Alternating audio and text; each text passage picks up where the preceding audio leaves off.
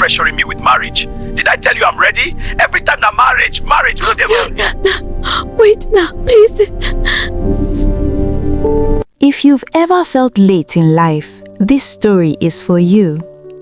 Before we start, grab your popcorn because Lulu's Story Time doesn't just tell stories, we tell real life lessons. Moji Owolabi was the pride of her family. Firstborn of 3, followed by Okpe and Olu, she grew up brilliant, disciplined and focused. While others were figuring life out, Moji already had a plan. She studied accounting. She became chartered at 23. She graduated as the second best student in her set. Prominent banks attended her graduation ceremony. She didn't submit CVs. They offered her a job immediately.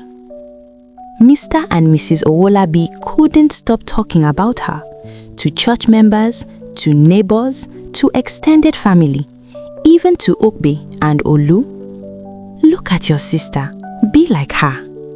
And truly, everything she touched prospered.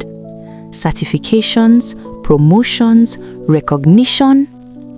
By 30, she was already a branch manager.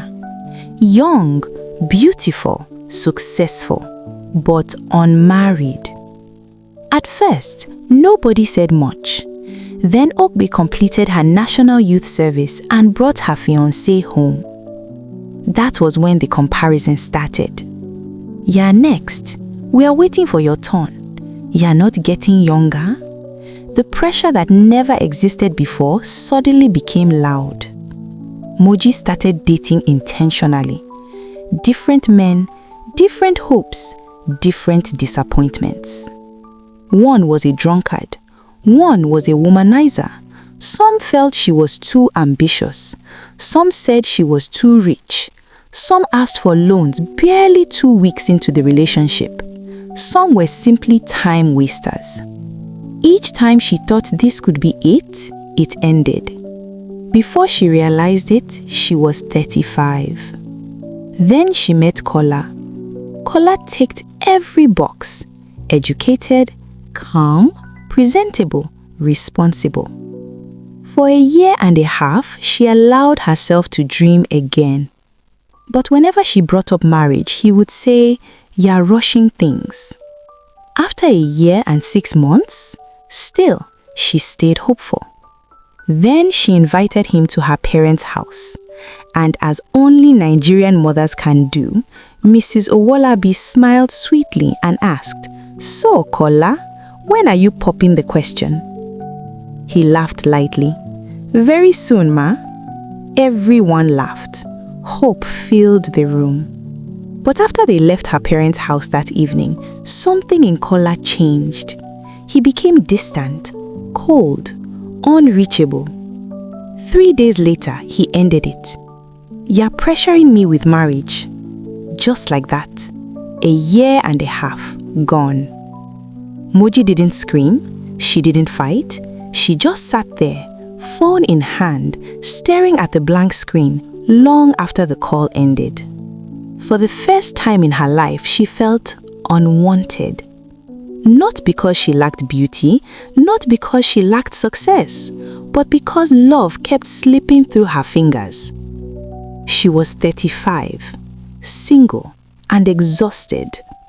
On the night of her 36th birthday, after everyone had gone to bed, she stood in front of her mirror and whispered, "Will anyone ever choose me and stay?"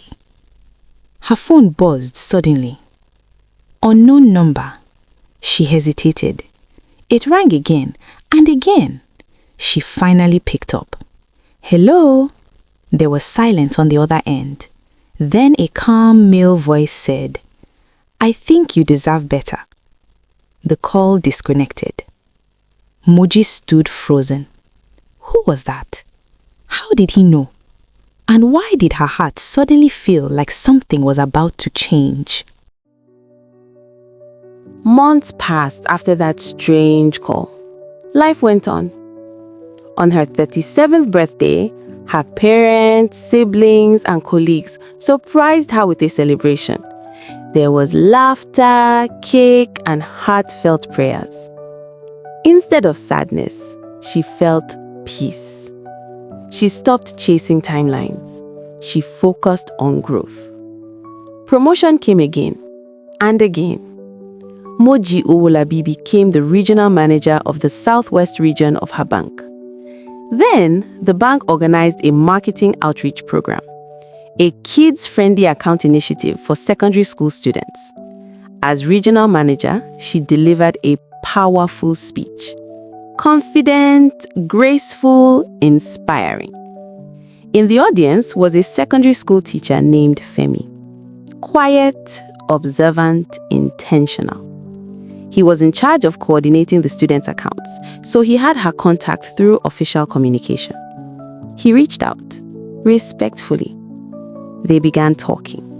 It was easy, natural, no pressure. On their first proper date, which he asked her on, she asked him something important. Would you like to further your studies? Maybe go for a master's? Without hesitation, Femi smiled. I've already been planning for it.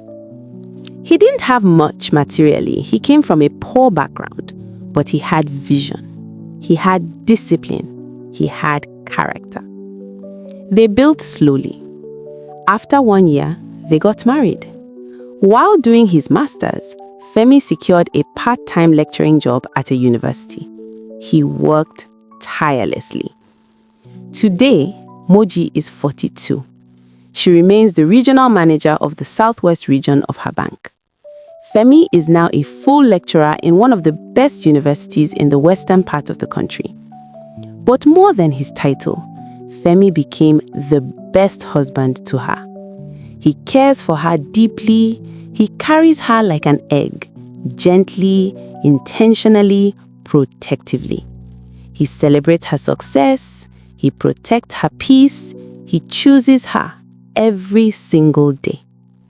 They are blessed with 2 beautiful children. Moji, once 37 and questioning her worth, is now the happiest woman on earth because she finally understands. She was never late. She was never behind. She was simply being aligned. Everything comes to you at the right time. Be patient and trust the process.